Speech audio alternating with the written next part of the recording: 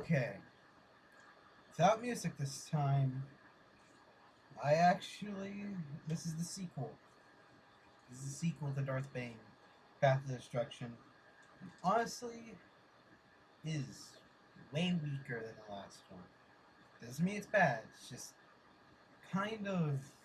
I don't know why I like the first one. Maybe it's because it has more pages. This one only had like 320 pages of a story. Than like the 386 pages in the first book. I'm 4 chapters into the third one, and so far it's kind of good, and kind of interesting. I really didn't expect one of the characters from the first book to return, and I'll delve more into that when I get to that third book. Also, hopefully you can hear me. I'm not mumbling. Alright, so prologue for Rule of Two is... I should probably go over Rule of Two philosophy. Basically, like, two there will always be. One to have the power, the other to crave it. And previously on Darth Bane, so Bane destroyed the Brotherhood of Darkness, and then he found a young girl named Rain, who he chose to be his apprentice. So the prologue for this book doesn't focus on either of those two.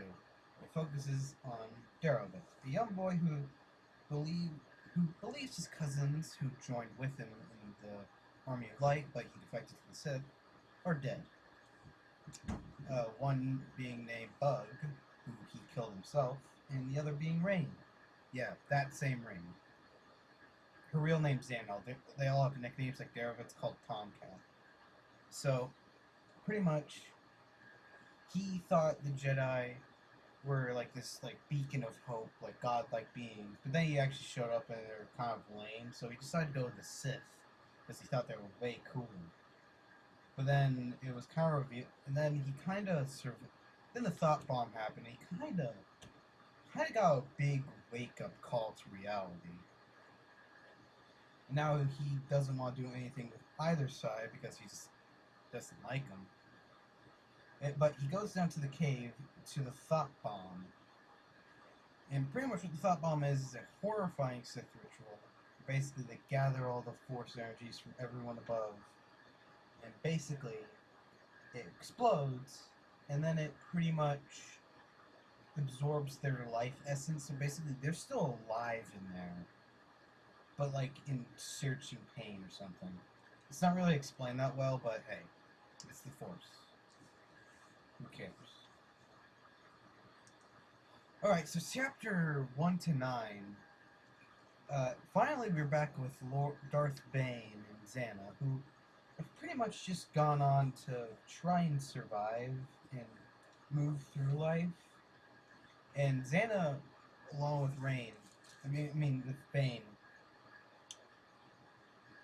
pretty much, Bane is learning to become her master, while Xana is learning the actual ways of the Sith.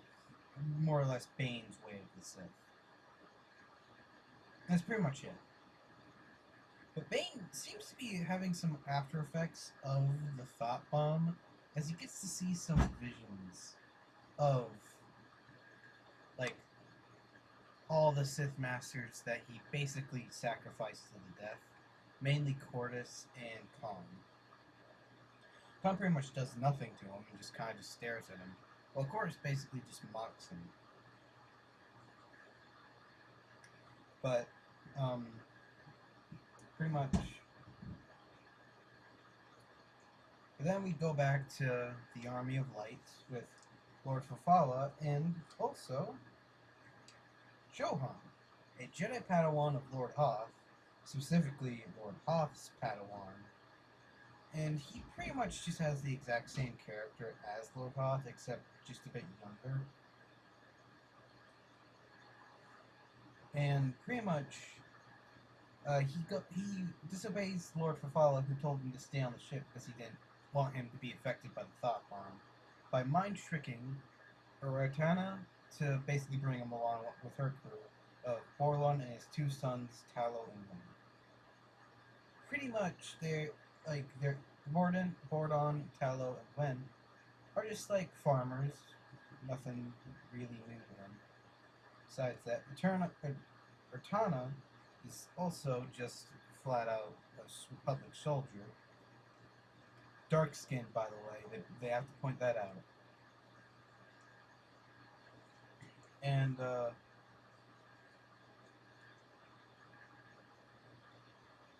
pretty much, they come across a couple Sith soldiers. Wait a minute. Actually, let me backtrack for a little bit because Bane and Xana are back, and Bane goes back to the Sith camp to get like supplies for him and Xana, and he sees that a couple of deserters came across the Sith camp and are trying to get anything valuable, and so he basically kills most of them except for two, to basically like fool the Jedi into thinking, well, the Sith are truly gone if these two are trying to say that they're still alive. Then Johan comes across them and prevents Eterna, Bordon, and Tallow and Wen to pretty much just not kill them because, well, that would go against his morals. So he just stays with them and tells them to call another ship to pick him up. And that's when Johan learns about Darth Bane. He's like super excited. Alright, I finally get to avenge my master by killing the last of the Sith. But then, when he actually reaches Farfalla, like, dude, are you really this dumb? They're mercenaries. They're obviously trying to lie to you. And they're also part of the Sith, so they know how the Sith work. And Johan is actually kind of fooled by this and actually thinks, man, I'm such a fool for thinking this. And pretty much just gives up on it totally. But back with Bane and Xana, in the camp, they come across a certain map that Cordis found to a certain Sith Lord called Freedon Nab and his holocron. And Bane's like, well, now that is interesting. And so pretty much, he also then sees Khan, and he's kind of like, oh crap. He decides to go to the thought bomb to see if anything happened. Nothing happened, but they do come across Daravit, who was still with Thought Bomb. But he's like super happy to see Rain, aka Xana. And he's like, oh, Rain, it's so good to see you again. But Xana's like, dude, I kind of already have a new like adopted master, so can you please go away? And Daravit tries to get Bane away from her. And Bane's like, alright, it's time to kill this kid. Then Rain blows up Daravit's hand, and he's like, and pretty much, it's like in a way more brutal way that Luke lost his hand. And basically, Bane spares him because, well, Xana's a kid, so, besides, the kid isn't really going to do anything to him, because Daravit, even though he was picked up explicitly by the Jedi, was actually kind of weak in the Force. He could still touch it, it's just that he wasn't exactly gifted to it. And so, Bane goes back to his ship, and they're all pretty much just like, well, so when are we leaving, Bane? And Bane's like, oh, look, Xana, we're gonna have to meet up in like 10 days on Onderon, so you're gonna stay here and find another way there, while I go do something else. And Xana's a little bit pissed off at this, but she agrees to it. And basically what Bane's doing is that he's gonna go get Freedon Ned's, well, holocron, while Xana basically just learns that she can't do anything just from him. And so pretty much Xana actually meets up with Ertrana and Bordon and his sons, who, like, take her in and is like, hey, do you want to stay with us? Because kind of can't go to Onderon because it's kind of a wasteland, but she's like super adamant that she wants to go to Onderon, and when everyone tries to figure it out, she actually kills all of them and then basically programs the ship to go to Onderon. Yes, even the two kids.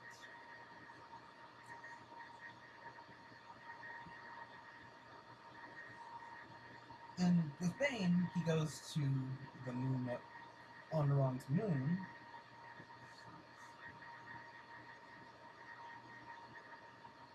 and abducts him.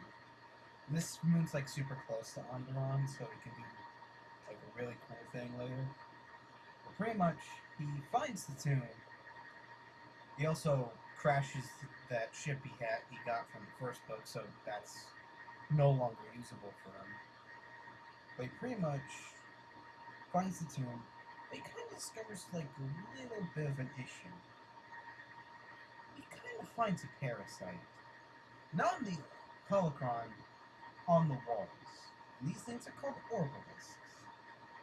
And so all those images you see of Darth Bane with like this weird headdress, yes, that is related to the Orbalisk armor. Basically, he tries to get the holocron as fast as he can and get the hell out of there, but a couple kind of latch onto him. And from the holocron, he learns that they're called Orbalisk, and also that they're pretty much kind of terrible to get off, and they feed off the dark side of the Force. Now, this would usually be a pretty bad thing, except for one thing. They're pretty much indestructible. Like, Bane couldn't even cut one in half with a lightsaber, so they're pretty durable. Like, Durasteel, except better. Kind of. Yeah, I'll get to that later. Pretty much, he gets the holocron, then he,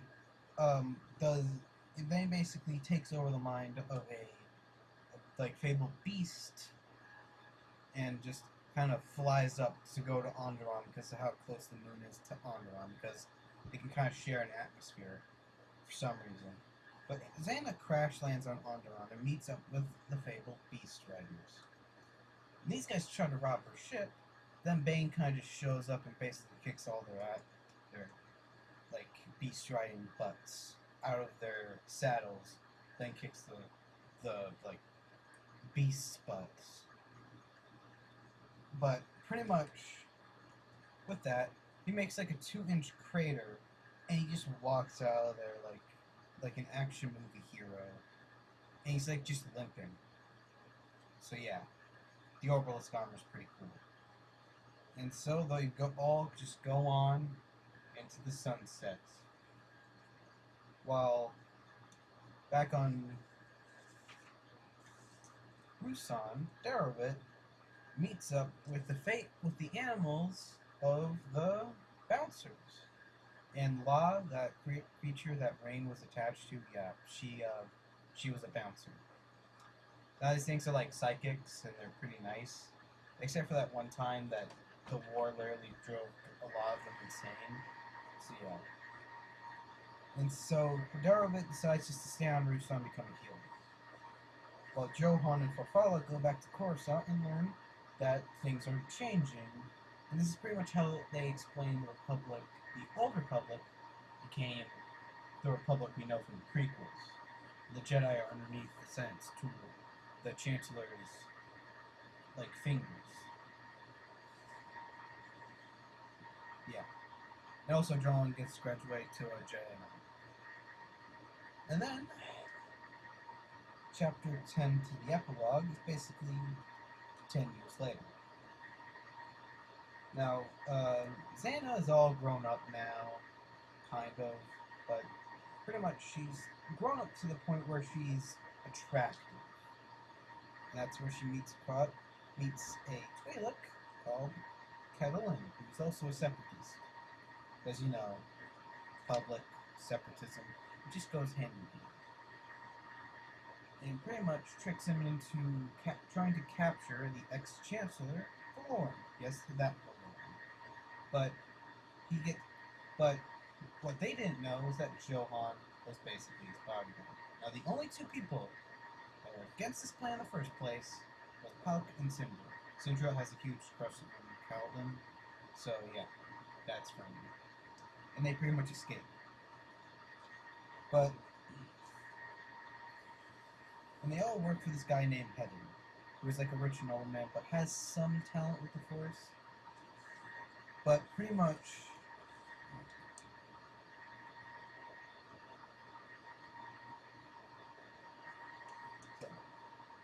Um, then Johan is revealed to be his bodyguard, by the way, if you didn't know. Then when it's done, he kills Caitlin and packages her away. Then they report back to Hen. Hen gets kind of pissed off at them and tells them to redeem themselves by capturing Xana. Her name's Reina, by the way, that she goes by. And when he meets Xana, he's of course just kind of cool with her because, well, he's gonna kill her, so he might as well just be kind of cool with her. But then she basically, because she's a Sith sorceress, so she can pretty much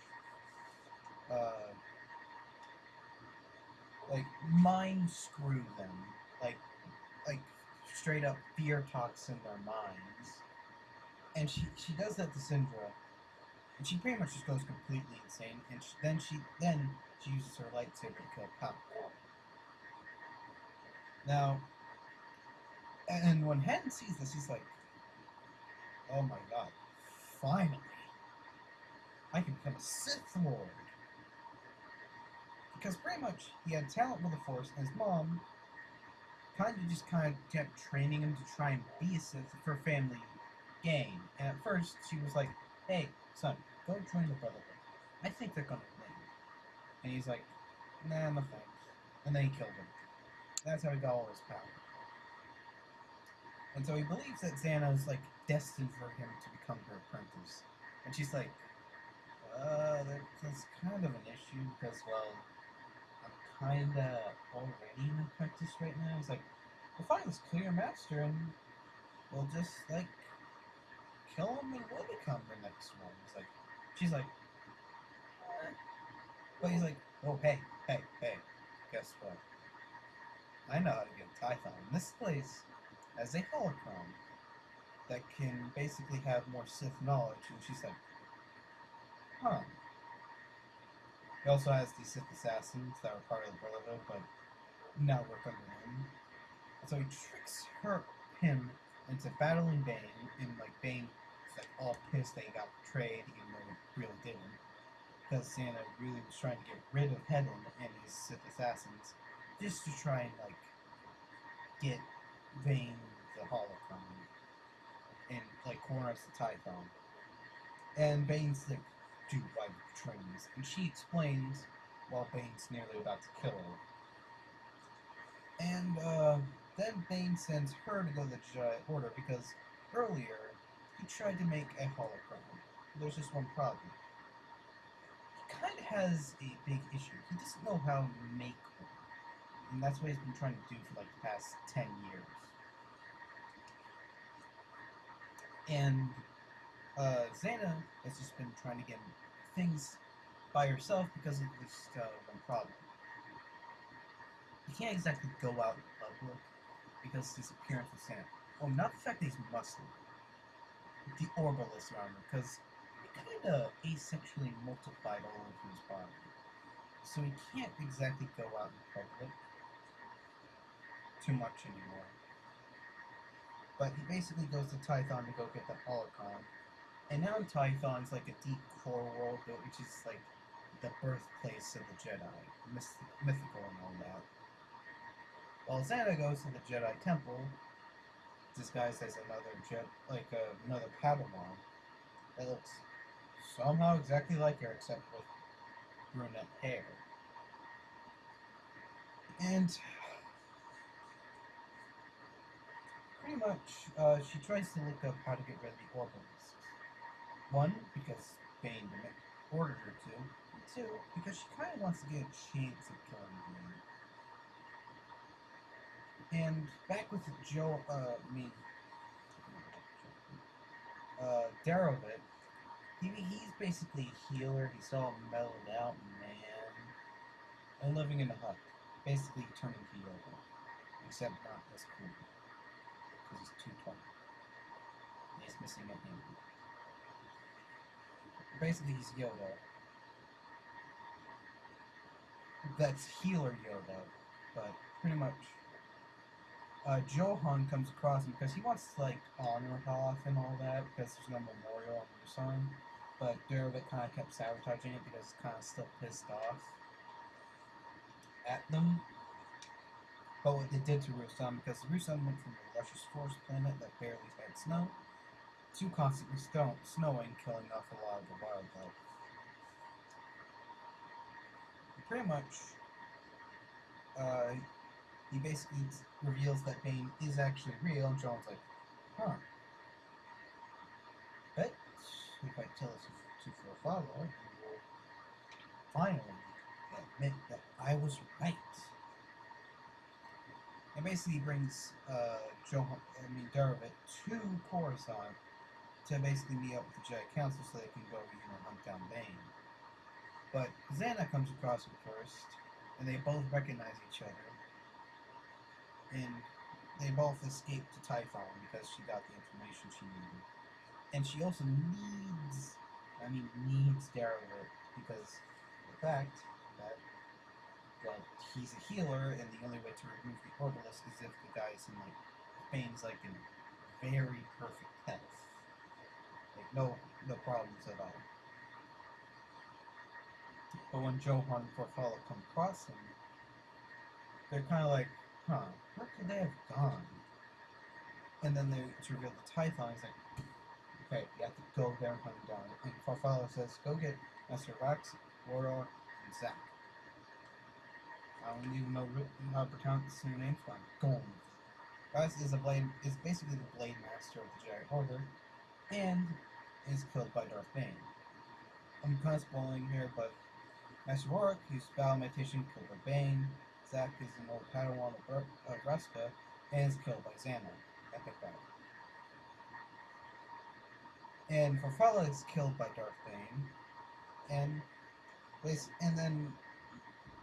Bane. Okay, maybe I should go back. Bane gets the holocron, kills it's some techno beasts. Oh,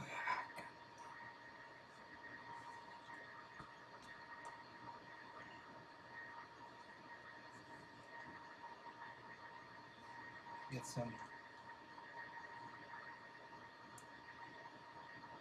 Bane kills some techno beasts, gets the holocron, meets up with Xana, learns the Jedi are coming, and basically tells them all both to get inside. And they all have an epic battle, kills 3 Jedi. Xana kills another Jedi. Then Johan gets his hand cut off, tries to crawl away. Bane tries to lightning him, or flex back at him, and some of the Orbalists die and pretty much really screw the hell Bane up. And so both Xana and Dervitt panicking, well, really Xana panicking, Dervitt doesn't really care, basically rush to go to Khalid, and that's the healer that helped Bane by threatening his daughter in the first book. And basically he refuses unless they contact the Jedi and disable the ship that they brought them there. Dervitt convinces him to do that because he refuses when Xana tells him to do it, because he actually sent his daughter away, so pretty much she can't convince him like that anymore. Bane gets all healed up, and when he learns the Jedi he actually gets very disappointed in Xana, basically disowned her. Which then she comes up with a brilliant plan. Drive Dervitt insane, and then kill Khalid. The Jedi that came to investigate the case come down, find a very crazy Dervitt, and a Khalid that's dead. And so they kill Dervitt, basically declare that the Sith are dead. And then, and they don't even find Xana and Bane because they hid in the secret compartment. Then after that, Bane is actually quite impressed with Xana's trickery, and Xana declares that she will kill Bane when the time is right.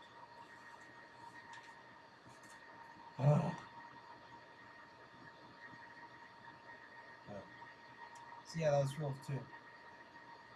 See you for Dynasty